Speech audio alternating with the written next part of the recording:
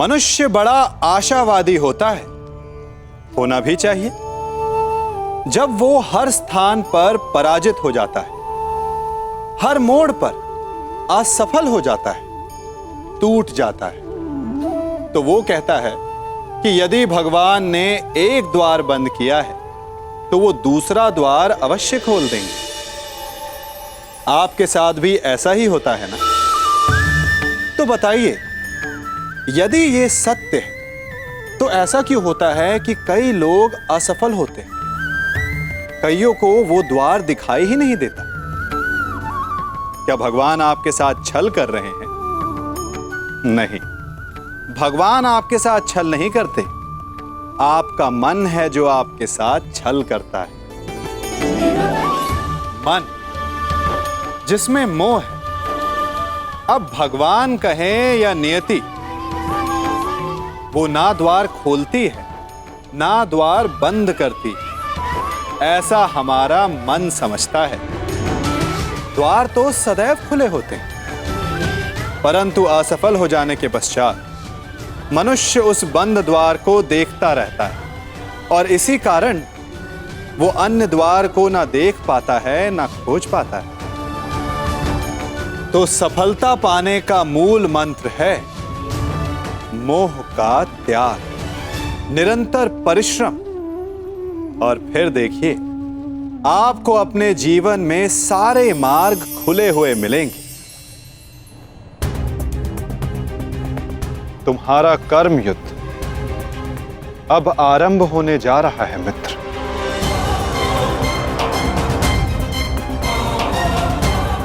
कल तुम युद्ध भूमि में प्रवेश करोगे, परंतु आज भी कोई कुरुक्षेत्र की युद्ध भूमि में है जो तुम्हारी प्रतीक्षा कर रहा है मित्र।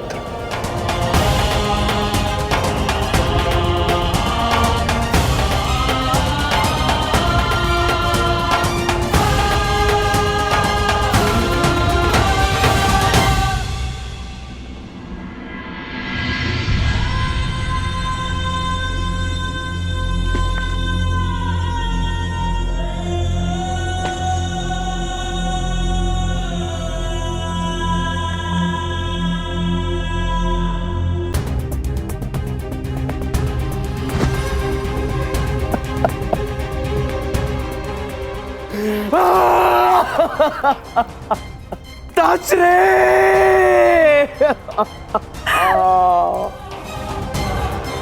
ये भयंकर है संजय, ये महाविनाश का प्रारंभ है संजय। वो वट वृक्ष गिर गया संजय, जिसकी छाया में हस्तिनापुर और मेरे पुत्र सुरक्षित थे। अब कौन करेगा कुरुवंश की रक्षा? कौन करेगा मेरे पुत्रों की रक्षा?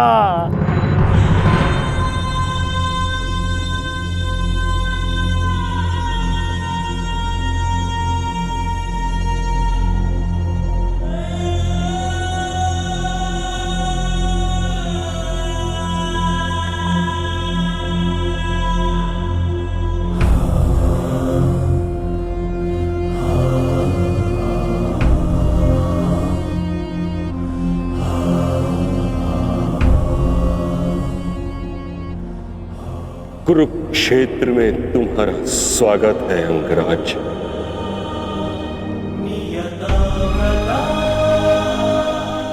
आप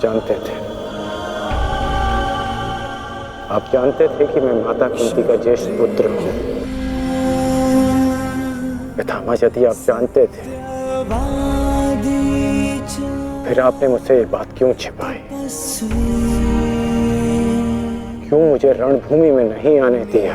मैं कुंती के ज्येष्ठ पुत्र को अपने ही अनुजों से लड़ते नहीं देख सकता था। मुझे क्षमा कर देना पुत्र। मैंने तुम्हें सदैव दुख के अतिरिक्त कुछ नहीं दिया। ये तुम्हारा युद्ध नहीं, क्योंकि मेरी भांति ना तो तुम वचन से बंधे हो न ही राज्य से। तुम तो सदा परिवर्तन के लिए लड़े हो कर्ण। जन्म पर कर्म की श्रेष्ठता सिद्ध करने के लिए सदैव संघर्ष किया है तुम। परंतु ये भी सत्य है कि तुम जन्म से क्षत्रिय हो, शूद्र नहीं।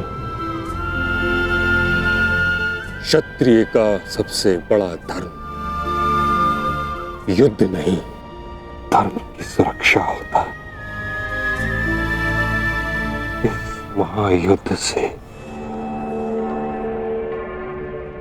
विलग रहो पुत्र। मैं वही कर रहा हूं जो परिवर्तन के लिए उचित है। मैंने सदैव अपना कर्तव्य पूर्ण किया है पितामह। अब आप मुझे रणभूमि में जाने से नहीं रोक सकते। आपने जो किया उस पर आपका विश्वास था। मैं जो करूंगा उस पर मेरा विश्वास है, और मेरा विश्वास है कि दुर्योधन युधिष्ठिर से कहीं अधिक सक्षम शासक है।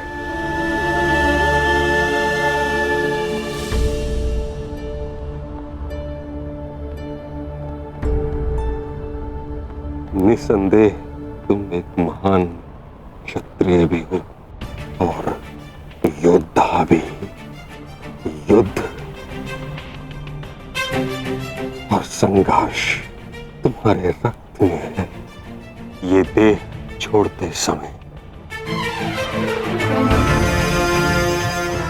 एक बात का खेद रहेगा मुझे कि यदि मैं तुम्हारे बारे में पहले जान जाता तो हस्तिनापुर के सिंहासन पर तुम विराजमान होते पुत्र। तुम्हारे ध्वज तले मैं गर्व से युद्ध करता और हस्तिनापुर के सिंहासन के प्रति मेरी प्रतिज्ञा भी पूरी हो जाती। ना ये अधर्म होते, ना ये युद्ध होता।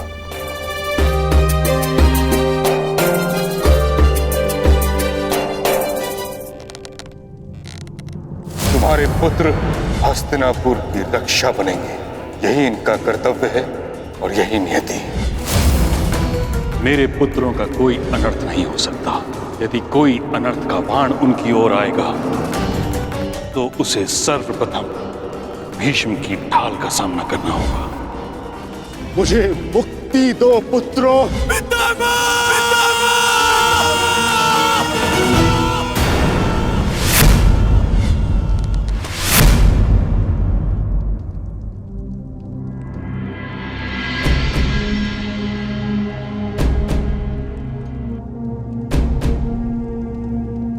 पार्थ,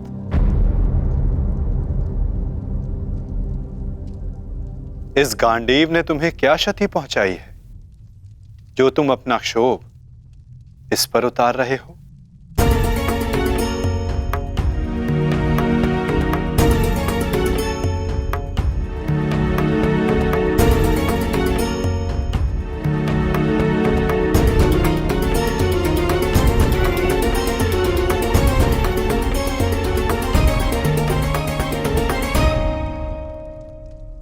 आज तुमने जो किया निसंदेह बहुत कठिन था पार्थ। बहुत साहस चाहिए अपने श्राद्धेय पर प्रहार करने के लिए, और ऐसा करके मनुष्य का मन टूट जाता है, अशांत हो जाता है।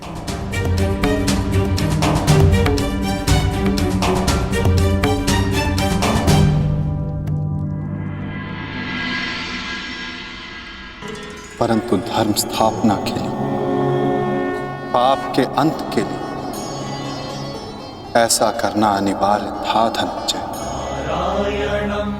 परंतु पार्थ, अब समय अशांत रहने का नहीं। अपने मन, अपनी शक्तियों को, अपने कौशल को एकाग्र करके केंद्रित करने का है पार्थ। तुम्हारे समक्ष अब तक वास्तविक चुनौती नहीं आई थी, परंतु अब वास्तविक चुनौती का आरंभ हुआ है पार्थ। अब तक युद्ध भूमि में जो तुम्हारे समक्ष थे वो केवल तुम्हारे प्रहारों को रोक रहे थे, परंतु अब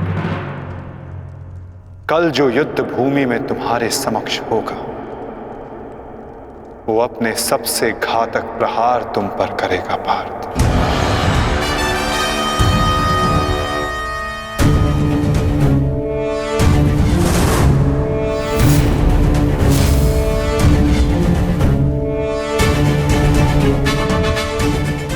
कौरवों की ढाल टूटी है और अब इस युद्ध में नियम टूटने प्रारंभ होंगे पार्थ। स्वयं को संभालो पार्थ और युद्ध के लिए सज्ज रहो, क्योंकि कल से प्रारंभ होगा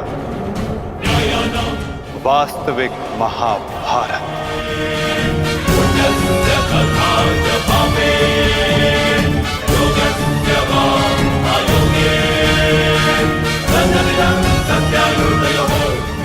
मैं युद्ध के लिए सज्ज हूं माता। यदि तुम युद्ध के लिए सज्ज हो तो कल से यह रणभूमि तुम्हारे सामर्थ्य और पराक्रम की साक्षी बनेगी। मुझे विश्वास है तुम्हारी गौरव गाथा सहस्त्र वर्षों तक गाई जाएगी।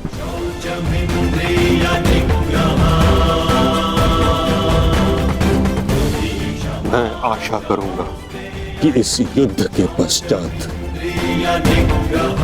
मैं गौरवशाली योद्धा कर्ण से भेंट कर सकूं।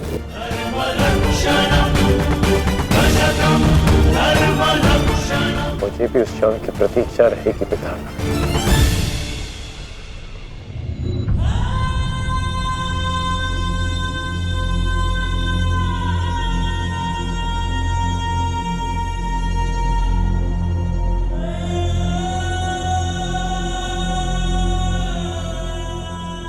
नियति का लिखा मैं नहीं बदल पाया कुंती। वर्षों जिस द्वंद्व को मैं और तुम रोकते रहे, कल से वह प्रारंभ होगा। कल तुम्हारे दोनों पुत्र रणभूमि में एक दूसरे के विपक्ष में खड़े होंगे, एक दूसरे के रक्त के प्यासे।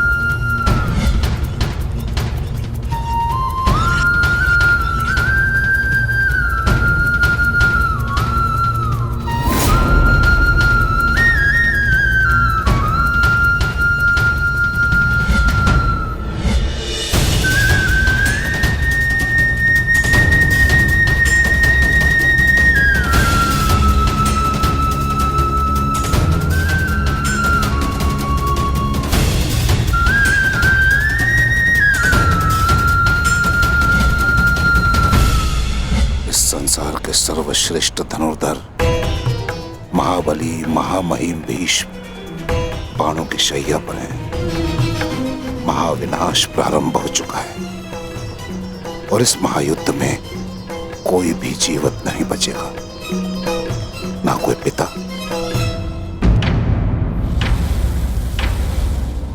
और ना ही पुत्र।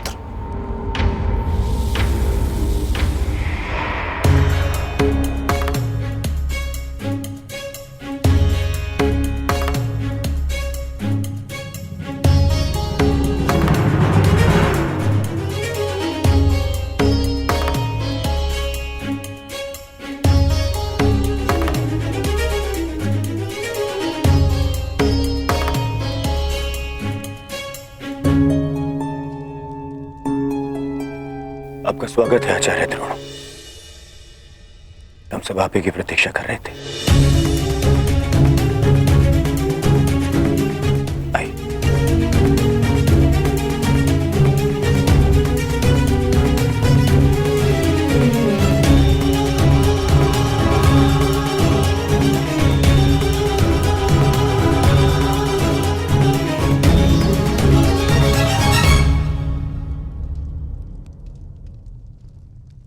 मेरी मंत्रणा स्मरण है न मेरे होने वाले सम्राट?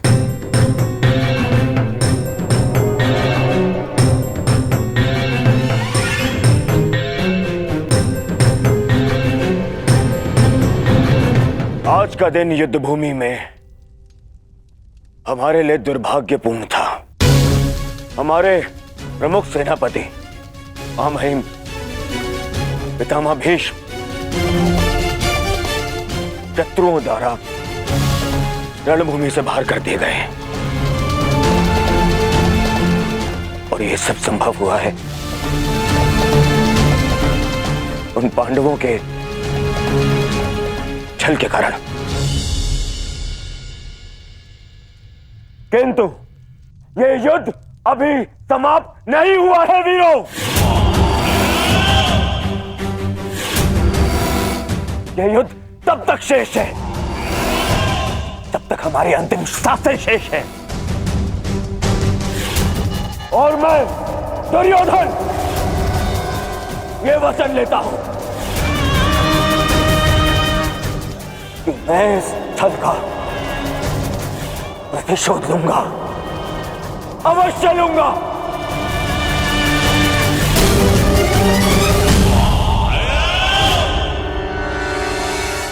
परंतु सेना का नेतृत्व करने के लिए एक कुशल सेनापति का होना आवश्यक है और मेरे इस सेना का नेतृत्व कौन करेगा इसका निर्णय मैं ले चुका हूं। हमारी सेना का नेतृत्व करेगा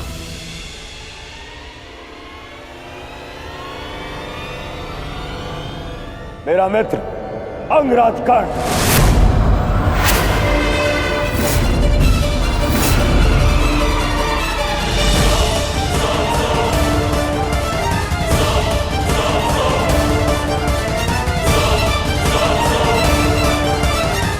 बस दुर्योधन,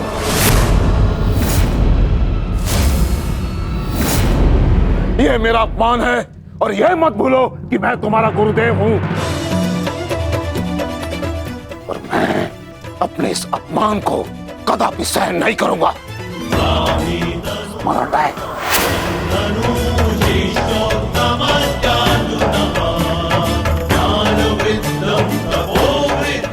आज हस्तिनापुर का दुर्भाग्य है कि महामहिम बाणों के शैया पर लेटे हैं। बहुत अधिक पीड़ा हो रही है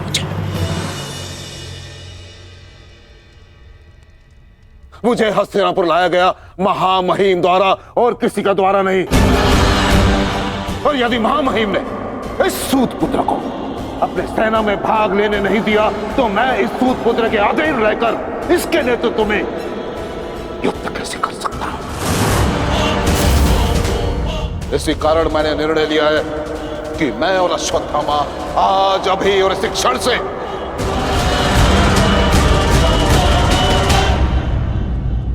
कौरवों के पक्ष का त्याग करते हैं। आचार्य,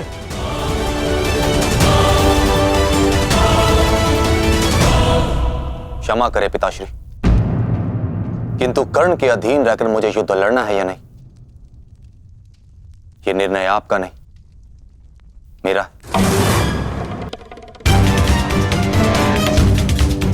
आप मेरी ओर से निर्णय नहीं ले सकते। बस अपने पिता और आचार्य से विवाद करने की अनुमति ना तो धर्म देता है और ना ही तुम्हारे भीतर का योद्धा। और एक योद्धा भी किस पक्ष से युद्ध करेगा, इसका निर्णय ना तो उसके आचार्य लेंगे और ना ही उसके पिताश्री।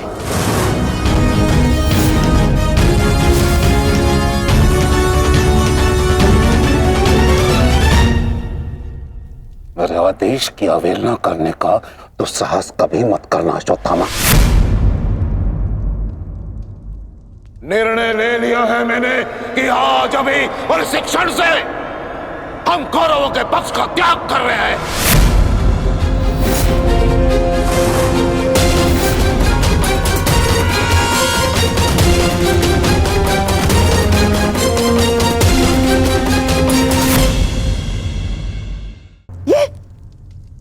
ये क्या किया तुमने? गुरु द्रोण को रोका क्यों नहीं तुमने दुर्योधन? होने वाले सम्राट हो तुम, सम्राट। तुम्हारी सेना का एक एक महारथी ये तुम्हारे विरुद्ध जाएगा तो युद्ध में विजय कैसे पाओगे तुम? जो युद्ध से विमुख हो उसे अपनी सेना में डालना अपने योद्धाओं को संकट में डालने के समान होता है मामाश्री। क्या करता मैं और क्या करूं? उन्हें बंधन में बांध कर रख लूं या फिर विरोध करने पर बंदी बनाकर रख लूं? अब जानते हैं यह संभव नहीं है, किंतु मैं जानता हूं कि मैं जो कर रहा हूं उचित कर रहा हूं। उचित नहीं कर रहे हो तुम। समझने का प्रयास करो दुर्योधन। हमें विजय पाने के लिए गुरु द्रोणाचार्य की आवश्यकता है। मुझे मेरे मित्र के अतिरिक्त और किसी की आवश्यकता नहीं है मामाश्री।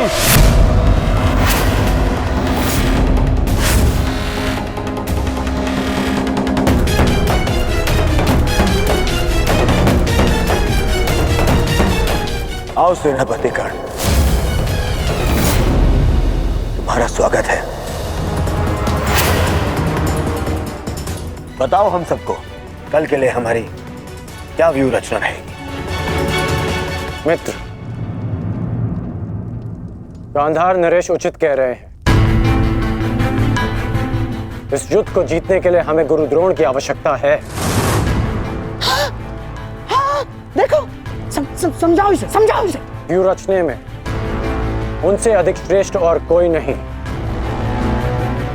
और पितामह के पश्चात केवल गुरु द्रोण हैं जो सभी पांडवों की दुर्बलता जानते हैं। इसलिए उनका हमारे पक्ष में होना बहुत आवश्यक है मित्र, और मैं तुम्हारी सुरक्षा के लिए सदैव तत्पर रहूंगा मित्र। ये मेरा वचन है। परंतु कर्ण, अब क्या किया जाए? गुरु द्रोण को कैसे मनाया जाएगा युद्ध के लिए?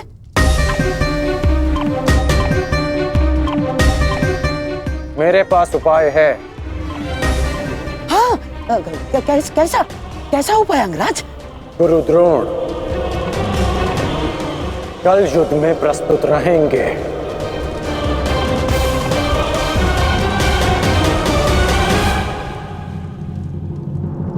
पिताश्री, आप चाहते हैं ना कि मैं युद्ध भूमि में ना जाऊं, तो ठीक है। यदि मैं रणभूमि में नहीं जा सकता तो अभी इसी क्षण पांडवों के शिविर में जाके सबका वध कर दूंगा, परंतु युवराज दुर्योधन की सहायता जरूर करूंगा, चाहे इसके लिए मुझे अपने प्राण भी क्यों ना गंवाने पड़े। अश्वत्थामा,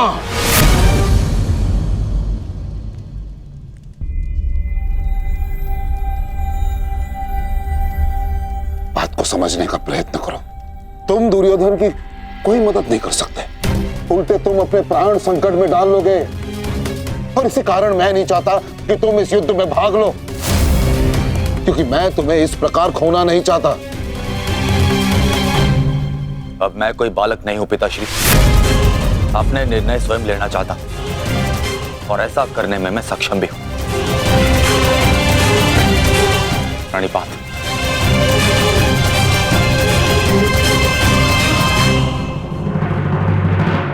अब तक तो पितामह कौरव की रक्षा करते आए हैं, परंतु अब कौरव की ढाल शेष नहीं। मैं विकोदर भीम उन पापियों का नाश करना आरंभ कर दूंगा। कौरव का नाश करने की प्रतिज्ञा पूर्ण करने का अब समय आ गया है। हाँ भ्राताश्री, जिसकी प्रतीक्षा थी वो समय आ गया।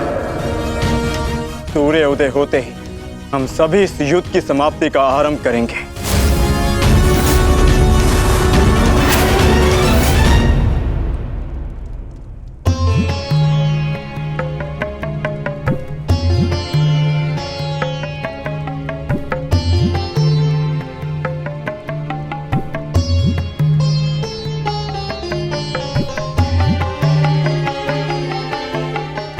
आइए महाराज, अच्छा हुआ आप आ गए। मेरा स्वयं ही आपसे बात करने का मन हो रहा था। जब से ये युद्ध आरंभ हुआ है गांधारी, तुम इन दीपकों का विशेष ध्यान रख रही हो, परंतु क्यों? मेरे सभी पुत्र उस युद्ध में गए हैं महाराज, और इसीलिए मैंने इन 100 दीपकों को अपने 100 पुत्रों की लंबी आयु की प्रार्थना के लिए जलाया है। अब ये 100 दीपक मेरे 100 पुत्रों की आयु का एकमात्र सहारा है। कहीं इन दीपकों को संभालते संभालते तुम अपने हाथ न जला लेना गांधारी। नहीं महाराज, जब एक माता अपने शिशु को जन्म देती है तो उसे अपने आप ही ज्ञात होता है कि उसका शिशु क्यों रो रहा है। एक पुत्र को कभी अपनी माता को अपने रुदन का कारण बताने की आवश्यकता नहीं होती। इसी प्रकार मुझे इस बात का अनुमान हो जाता है कि इनमें से किस दीपक को तेल की आवश्यकता है और किसे नहीं, और इसके लिए मुझे नेत्रों की आवश्यकता नहीं है। तो पूछो अपने इन दीपकों से कि मेरे पुत्रों की रक्षा कौन करेगा? कौन? मैंने अभी भी आशा नहीं छोड़ी है महाराज। तात श्री के पश्चात द्रोणाचार्य हमारे पुत्रों की रक्षा करने में सक्षम है।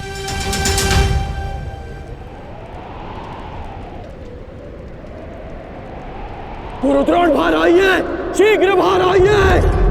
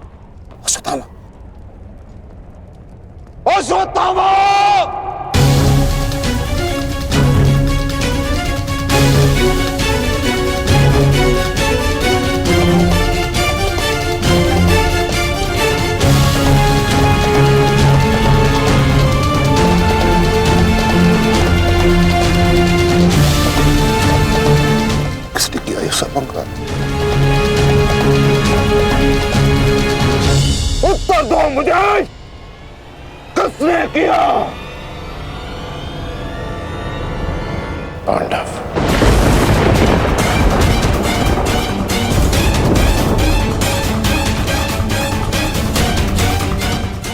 आज उन दुष्टों ने मुझे पुत्रविहीन कर दिया। युद्ध की घोषणा करो। मैं उनके संपूर्ण वंश को एक साथ समाप्त कर दूंगा अंगराज।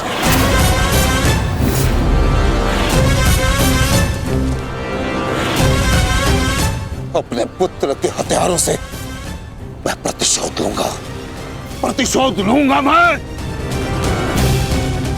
मैं पांडवों का अंत कर दूंगा, समूल नष्ट कर दूंगा उन्हें।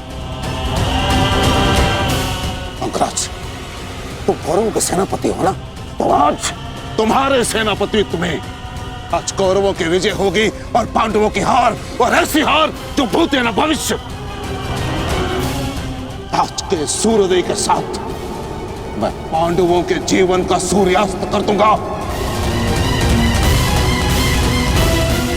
चलो मेरे साथ।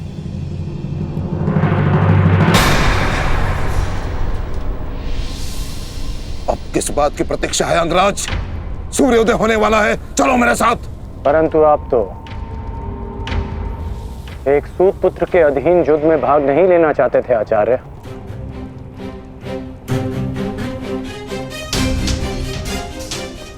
परंतु यह समय स्पष्टीकरण देने का नहीं अंगराज, यह समय है स्पष्ट प्रहार करने का, केवल और केवल आक्रमण करने का। तो यह समय भयभीत होने का भी नहीं है।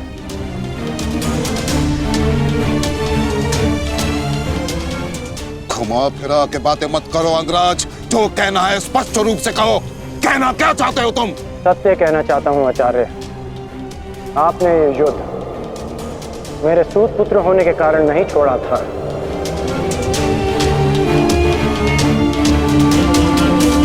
आप इस युद्ध से इसलिए पीछे हटे थे क्योंकि आपको अपने पुत्र अश्वत्थामा की मृत्यु की चिंता थी।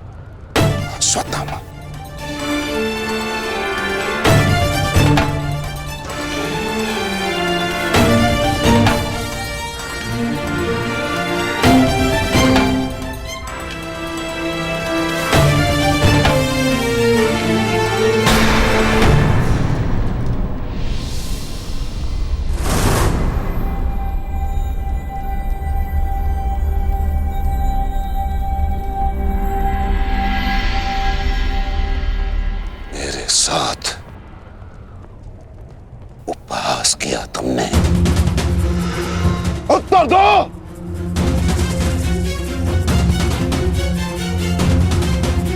मैं क्षमा चाहता हूं आचार्य, परंतु मैंने ये सब आपका उपहास उड़ाने के लिए नहीं, आपको सत्य का आभास कराने के लिए किया है।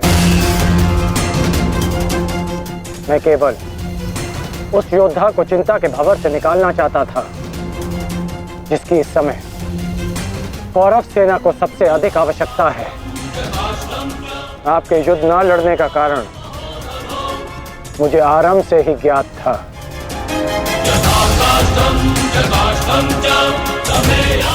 पुत्र खो देने की पीड़ा से मैं भली भांति अवगत हूं,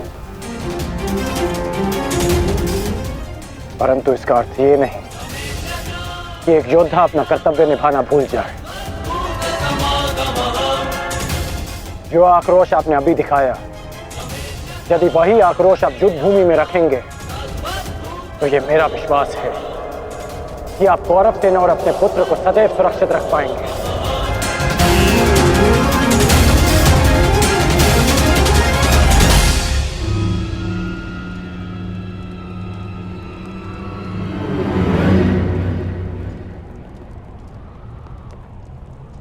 मुझे क्षमा कर दो दुर्योधन, मैं पुत्र मोह और कर्तव्य के मध्य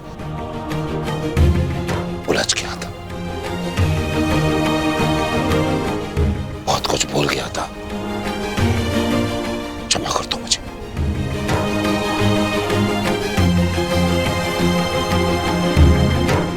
गुरु द्रोण, आप सेनापतित्व स्वीकार कर कौरवों की जीत सुनिश्चित करें और आपके पुत्र की सुरक्षा मैं सुनिश्चित करूंगा।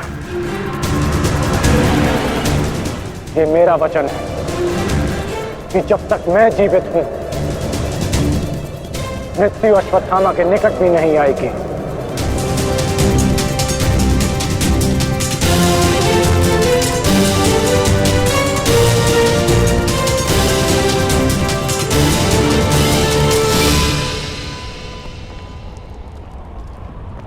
को इस प्रकार कष्ट देने के लिए मैं आपसे क्षमा चाहता हूं पिताश्री, किंतु आपका पुत्र और एक शिष्य होने के नाते मैं आपको अपयश का भागी होने से बचाना चाहता हूं। पिताश्री, मैं आपसे एक वचन मांगना चाहता हूं कि जिस क्षण आप रणभूमि में उतरेंगे उसी क्षण आप अपने हृदय से मेरे प्रति पुत्र मोह को त्याग दें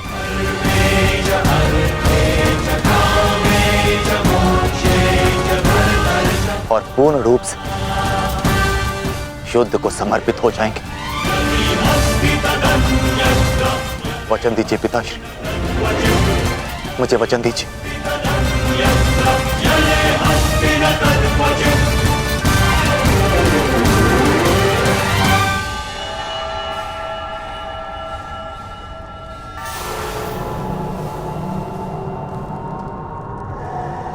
मैं वचन देता हूं,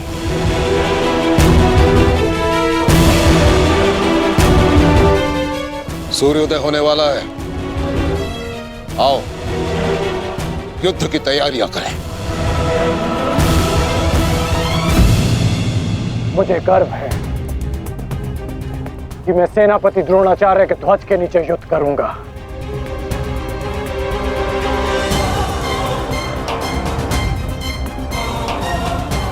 मैंने तुम्हें पहले भी कहा है मित्र, मुझे तुम पर पूर्ण विश्वास है। तुम्हारा हर एक निर्णय मेरे ही हित में होगा।